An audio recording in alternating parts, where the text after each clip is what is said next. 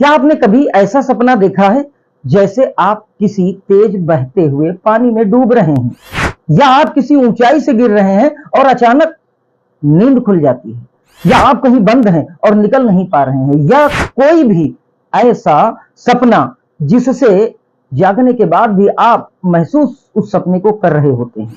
क्या आपको बिना कारण किसी चीज से डर लगता है, जैसे अंधेरा, आग, भीड़ या तेज रफ्तार इत्यादि किसी चीज से?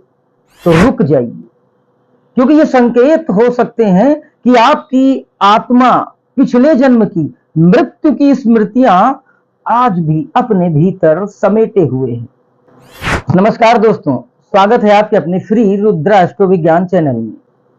तो चलिए सबसे पहले समझते हैं कि आत्मा और मृत्यु की स्मृति का रहस्य क्या है। ज्योतिष शास्त्र कहता है मृत्यु केवल शरीर की होती है, आत्मा तो अमर होती है, जैसा कि आप सब जानते हैं। और यह आत्मा अपने हर जन्म की स्मृति साथ लेकर अगले जन्म में प्रवेश कर जाती है।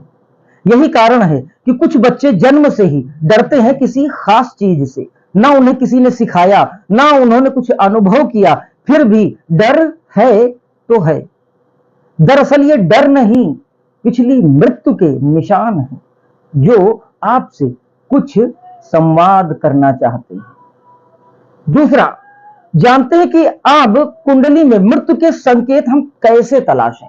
दोस्तों, जन्म कुंडली में कुछ विशेष भाव और कुछ विशेष ग्रह होते हैं जो स्पष्ट संकेत देते हैं कि कुंडली में पूर्व जन्म की मृत्यु की क्या स्थिति थी। अष्टम भाव, जिसे आठवां भाव कहा जाता है, यह मृत्यु और दुर्घटना का भाव है। यह भाव बताता है कि पिछले जन्म में मृत्यु का क्या कारण था। अगर यहां पर दोस्तों मंगल बैठा हो तो निश्चित व्यक्ति की मृत्यु किसी झगड़े, झंझट में, हथियार या किसी एक्सीडेंट से हुई होगी।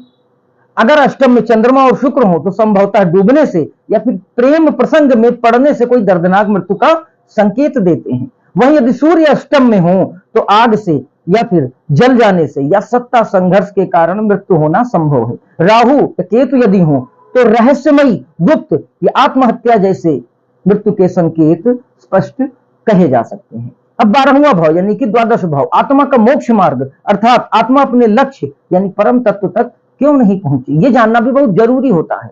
अगर इस भाव में राहु या शनि हो तो व्यक्ति की उस आत्मा को उस समय शांति नहीं मिली थी, क्योंकि अंत समय में कुछ खास बदले की भावना, ग्लानि, क्रोध इत्यादि का भाव बन रहा होगा। यह आत्मा आज भी भटकी हुई हो सकती है अगर ये ग्रह उस भाव में बैठे हैं तो। अष्टमेश यानी 8वें भाव का जो स्वामी ग्रह है वो कहां बैठा है, ये जानना भी बहुत जरूरी है।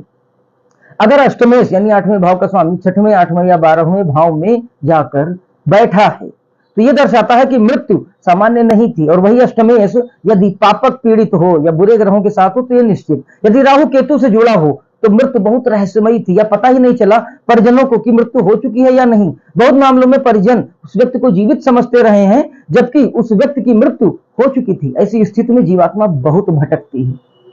अब वर्तमान जीवन में हम कैसे जाने कि क्या संकेत दिखते हैं। देखिए दोस्तों, आत्मा हर जीवन की स्मृति लेकर चलती है और वो संकेत देती है।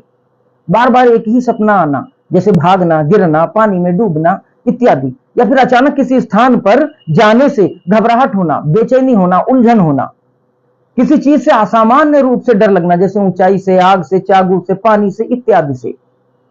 कुंडली में चंद्रमा पर यदि राहु की दृष्टि हो या चंद्र और राहु की युति बन गई हो तो ये जान लीजिए कि मानसिक स्तर पर आत्मा से व्यक्ति की अशांत होती है।